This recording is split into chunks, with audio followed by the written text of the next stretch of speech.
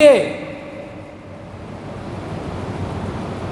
کہا کرتا تھا لیکن جب میری موت کا وقت آیا تو میں بہت رویا، اے اللہ ہم ایمان لانا چاہتے ہیں لیکن پورا خاندان میرے سامنے ہے، اب میں مر جاؤں گا تو لوگ مجھے جلا دیں گے، آپ کے حوالے کر دیں گے، اے میرے مولا تو ہی مجھے بچا لیا کسی طرح سے، اب تو ہی مجھے بچا لے، میں تجھ سے محبت کرتا ہوں، تیرے مولوی جی سے محبت کرتا ہوں، قرآن سے محبت کرتا ہوں۔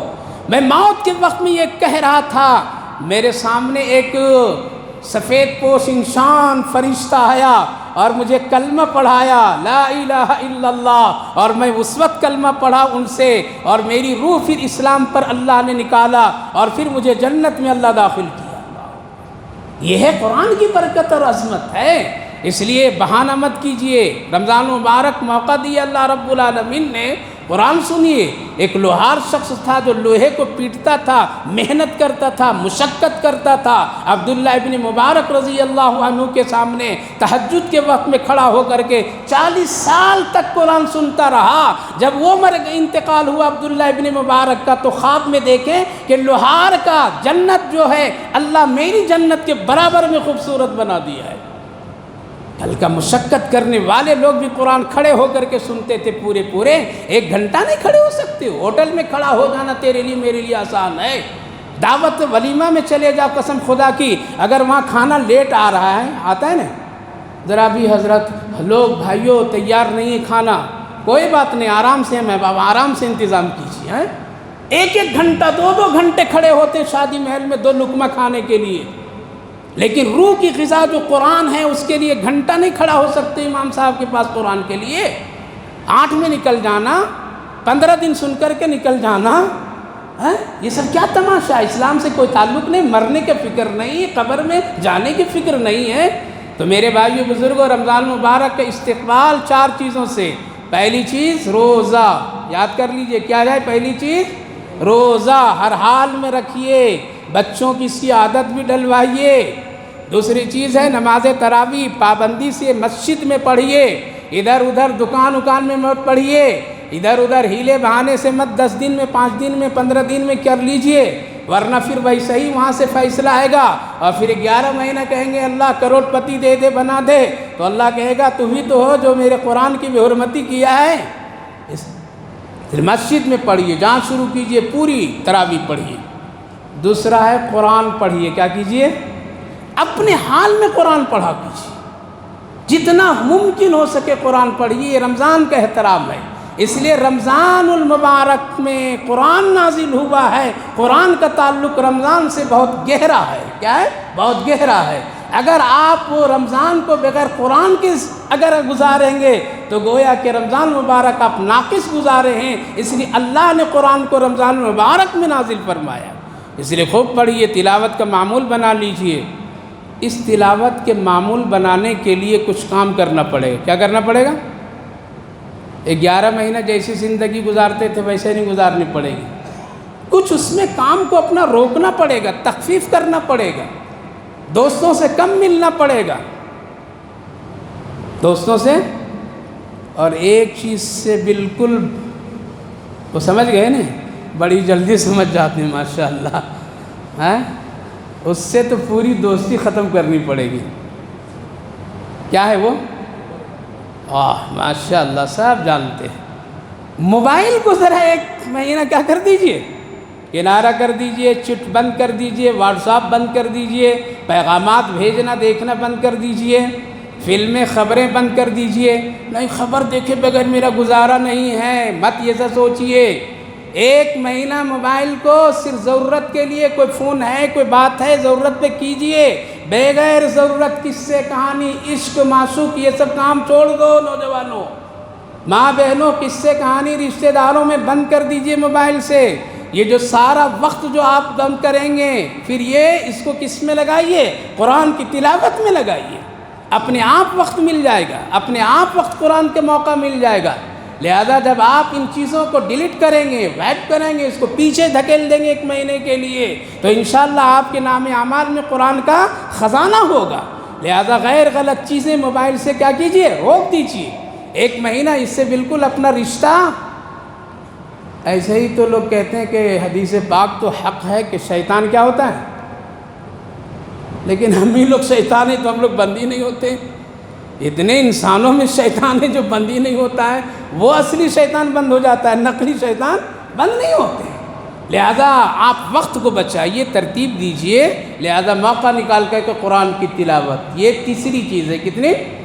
تیسری چیز ہے رمضان کے استقبال اور تیاری کے لیے۔ قرآن پڑھیے، خوب پڑھیے، نہیں آتا ہے تو صرف معمول بنا لیجئے کہ 1000 ہم قل هو اللہ صرف پڑھیں گے ایک دن میں، ہے کوئی مشکل؟ پورا قرآن اگر آپ کو پڑھنا نہیں آتا ہے تو نماز تراویح میں سنیے اور صرف قل هو اللہ پڑھیے، بہت ثواب ہے۔ نبی پاک علیہ الصلوۃ والسلام کو حضرت جبریل نے کہا کہ یا رسول اللہ، مدینے میں ایک آپ کا ساتھی کا انتقال ہو گیا، آپ نماز جنازہ اس کا پڑھائیے۔ آپ غزوہ تبوک کے لیے تبوک میں جو کوسوں میل فاصلے پہ ہیں، کہا کہ جبریل یہاں سے وہاں تک جانا میرے لیے مشکل ہے، کہا کہ آپ صفیں لگا دیجئے، ان کا جنازہ آپ کے سامنے اٹھا کر کے لا دیتا ہوں۔ 2 روایتیں ہیں، جنازہ لا دیتا ہوں یا جنازے تک سارے پردے ہٹا دیتا ہے اللہ تعالیٰ، پردہ ہٹا دیا گیا یا جنازہ لا دیا، دونوں حدیثیں موجود ہیں۔ سورج میں ایک عجیب غریب روشنی اور نور کی کیفیت بادلوں میں چمک رہی، اللہ کے رسول پوچھتے ہیں اے جبریل، آج آسمان کا منظر بڑا خوشنما ہے، آپ کا ایک ساتھی کا مدینے میں انتقال ہے، اس کی خوشی میں آسمان کا رنگ بھی آج بدل گیا ہے۔ اللہ، جنازہ آپ پڑھائیے، اللہ کے رسول صف لگائے، نماز جنازہ پڑھا دیے۔ آپ نے پوچھا اے جبریل یہ کیا کرتے تھے میرے ساتھی؟ کہا کہ کچھ تو نہیں کرتے تھے لیکن روزانہ 1000 قل هو اللہ پڑھا کرتے تھے۔ اللہ، اس کی برکت سے آج اللہ نے سارے فرشتوں کو اس کے لیے دعائے مغفرت کا حکم دے دیا، آسمان کی کیفیت کو بدل دیا، آپ کو ایک الگ سے حکم دیا گیا کہ اس کی نماز جنازہ پڑھیے۔ اسی حدیث پاک سے نماز جنازہ غائب کے جو مسئلہ ہے، اسی حدیث پاک سے محدثین نقل کرتے ہیں۔ میرے بھائیو بزرگوں، پڑھنے والے کے لیے 1000 کام آسان ہے، نہ پڑھنے والے کے لیے سبحان اللہ کہنا بھی مشکل ہے۔ اس لیے قرآن پڑھیے، یہ رمضان کا ایک بڑا حصہ ہے۔ چوتھا کام سخاوت۔ کیا ہے سخاوت؟ جانتے ہیں؟ میرے محلے کے ایک آدمی کا نام ہے سخاوت۔ بہت اچھی چیز ہے، بہت اچھی چیز ہے یہ سخاوت۔ یہ نہیں کہہ رہے ہیں کہ آپ مسجد میں چندہ دیجیے، مدرسے میں، اپنے گھر میں سخاوت کیجیے۔ سخاوت کی کیفیت الگ الگ ہے۔ اچھا کھائیے، بہترین صاف ستھرا کپڑا پہنیے، رمضان میں خوشبو لگائیے، اپنے رشتہ داروں کو بھی خوشیاں بانٹیے، افطار سحری اچھا سے کیا کیجیے۔ یہ سب کیا ہے؟ سخاوت میں۔ کنجوسی مت کیجیے، ہاں لیکن اتنا بھی ماں بہنوں پر بوجھ نہ ڈال دیجیے کہ 5 طرح کے افطار ہو، بیچاری پھر وہ تو پکاتے پکاتے تھک جائیں اور آپ مزے لے لے کے کھائیں۔ لہذا ماں بہنوں کو بھی اتنا زور مت دیجیے، اتنے ان کو پر بوجھ نہ دیجیے کہ افطار میں اتنا کھانا ہونا، سحری میں اتنا ہونا، آپ کو بنانا۔ ارے بھائی ان کو بھی تلاوت کا موقع دیجیے، ذرا شارٹ کھا پی کر کے کام کر لیجئے، 11 مہینہ خوب مزے سے پھر کھائیے، لیکن ماں بہنوں کے لیے بھی وقت فارغ کر کے دیجیے۔ کام مردوں کا کام ہے کہ ان پر اتنا بوجھ نہ ڈالیے کہ وہ پکاتے پکاتے تھک جائے اور ان کا روزہ بھی مکروہ ہو جائے۔ ایسا مت کیجئے کہ ان کے لیے پریشانی کا ذریعہ ہو۔ ہلکا پھلکا گھر میں کچھ ایسی چیزوں کا انتظام کیجئے تاکہ وہ بھی ذکر کر سکیں، وہ بھی تلاوت کر سکیں، ان کے روزے میں بھی کوئی فرق نہ آئے۔ آپ معین مددگار ان کا بنیے، مل جل کر کے کام کیجئے، گھر میں خوشیاں بنائیے اور رشتہ داروں میں تقسیم کیجئے، ضرورت مند مسکینوں کو تقسیم کیجئے۔ یہ ہے سخاوت۔ زکوٰۃ دینے کی حیثیت ہے، زکوٰۃ دے دیجئے، کسی کو خوشی دے دیجئے، اچانک خوشی دیجئے کسی کو تو بہت بڑی نعمت ہے۔ حدیث پاک میں اللہ کے رسول صلی اللہ علیہ وسلم نے فرمایا جو مرد مومن کسی کو اچانک خوشی دے دیتا ہے، اللہ اس سے سارے فرشتوں کو خوش رہنے کا حکم دے دیتا ہے۔ اچانک خوشی کے مطلب سمجھیں؟ آپ سے کوئی امید اس کی نہیں تھی لیکن آپ ایک جوڑا کپڑا اپنے رشتہ دار کسی ضرورت مند کو دے دیں، خوشی ہوگی یا نہیں ہوگی؟ آپ سے کوئی امید وہ لگا کر کے بیٹھا نہیں تھا، وہ سمجھتا تھا کہ یہ بڑا بخیل آدمی میرے خاندان کا، لیکن اچانک آپ ایک پیکٹ بنا لیے جس میں رمضان کے کچھ اس میں کٹ ہے، اس میں کچھ کھانے پینے کی چیزیں ہیں، ان کے بچوں کے لیے ہیں، آپ جا کر کے خوشی سے دے دیں گے یہ رمضان المبارک کے لیے آپ کے لیے ہے، خوشی ہوگی یا نہیں ہوگی؟ یہ اچانک خوشی کہے گا ہم تو امید بھی نہیں رکھے تھے، آج اس آدمی نے میرے گھر میں فرشتہ بن کر کے آیا، وہ خوشی ہے۔ ایسی خوشیاں حاصل کیجئے جیسے حضرت عثمان غنی رضی اللہ عنہ کی خوشی۔ بس بات ختم کرتا ہوں، وہ تھے نے جب جا رہے تھے ایک سفر میں، کوئی دیہاتی دوڑا دوڑا آیا تھا اور آ کر کے کہا تھا میرا بیٹا بیمار ہے، اگر اہل عرب آپ مدینے والے لگتے ہو، آپ کے پاس اگر شہد ہے تو تھوڑا سا مجھے دے دیجئے، میں اپنے بچے کو پلا دوں گا۔ حکیموں ڈاکٹروں نے کہا ہے شہد پلانے یا چٹانے سے تیرے بچے کی بیماری چلی جائے گی، ہم غریب کے پاس شہد نہیں، ہماری بستی میں شہد نہیں، تو مدینہ والا ہے، ہو سکتا ہے تیرے پاس میں ہو۔ تو حضرت عثمان غنی رضی اللہ عنہ نے اپنے غلام کو بلایا، کہا کہ شہد ہے؟ کہا کہ ہاں 2 مٹکا ہے۔ کتنا ہے؟ کہا کہ اس غریب کو 1 مٹکا دے دو۔ مانگا تھا کتنا؟ کتنا دے رہے ہیں؟ پورا مٹکا۔